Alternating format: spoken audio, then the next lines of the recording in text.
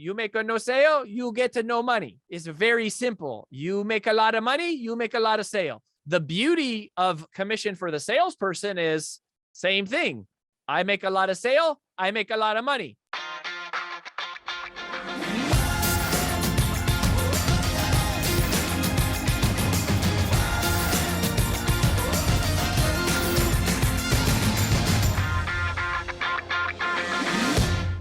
If you want to change a salesperson's behavior, all you need to do is simply modify the compensation plan. And this one move in your business will do more than anything than you can do to actually modify their behavior. More than checking in with them regularly, more than training them, more than promoting things, more than reprimanding them, is just make sure that the compensation plan aligns with what you want them to do. Part of the beauty is they're simple. And again, this position, the work of sales, is one of the few ways in the world that you can be directly paid for your results. And so that's what we're going to talk about, and that's what we're going to look at. And in order to do that, you need to understand the basic sales compensation terminology, right? So there's a whole world around this. And, on the various boards of directors and things that I've been invited into and been on, or AJ has, one of the reasons that we get invited on to be like a part of a board of directors is because we know a lot about marketing and sales, right? The revenue function of the business. When it comes to setting sales strategy, Kristen has done consulting projects like this where we have to, back in the days when we used to work with companies, one of the first things we would look at is the compensation plan. Because once you get clear on what the objectives are and the ratios are and what the revenue budget is, you need to make sure that the compensation plan aligns with the behaviors you need the people to take to get it to go in the direction. Otherwise, you've got things working in competing directions. You've got competing forces. And so there's some basic language around this that is, for the most part, simple. It just gets a little bit cloudy if you've never heard it and you don't speak the language. So obviously, salary is one of these terms. Now, a salary is a salary. This is a guaranteed, secure amount of money that's paid to a salesperson regardless of their performance. You could pay your salespeople a salary.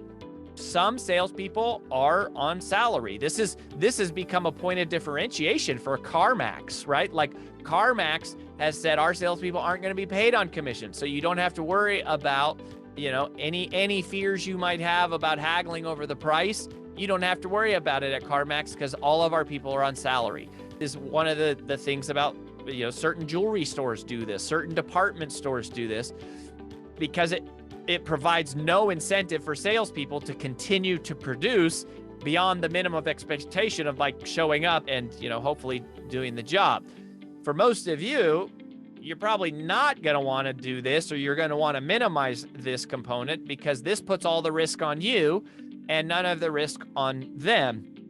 It also caps their income. If you're going to put a salary in place, then typically that is where you'll hear the term quota.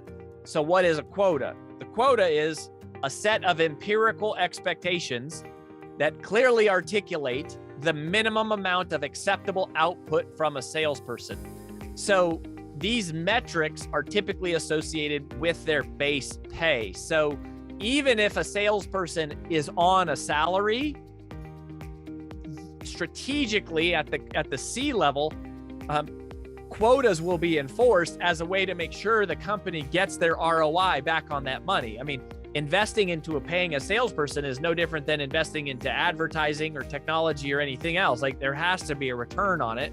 There's not just some magic pot of money you can just like dish out money. It's gotta result in more revenue than you're paying out. So if you were gonna pay a salary, you would basically just reverse engineer using the ratio process to figure out, okay, if a salesperson wants to negotiate a salary with me, I can give them this salary as long as they meet these metrics. And just then you have to know if they don't meet these metrics, you got to let them go. Like, they can't afford to work there. You can't afford them because they're not producing results in a way that's in alignment with the business model. So that's what a quota is. And you typically determine quotas that are either directly or loosely associated with whatever the base pay is to make sure you get that money back.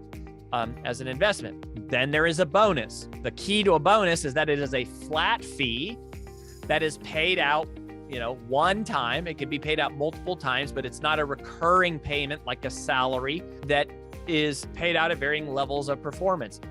Typically, this is kind of treated as a mild level incentive to incentivize salespeople to produce, regardless of their past performance. So, the salary, the trick is if I sell 0, I make the same amount of money as if I blow it out of the water. So if you're going to do salary, we would say still probably you want to trim it back and at least provide a bonus. Next is, of course, commission. Commission is a percentage of revenue that is paid to a salesperson as a reward that is tied to their performance. So that is pretty straightforward.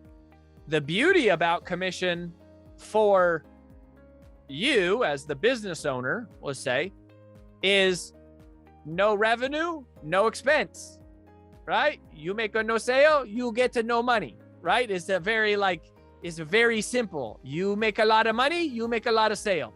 That's how it goes together. And that's a really beautiful thing. Similarly, the beauty of commission for the salesperson is same thing. I make a lot of sale, I make a lot of money.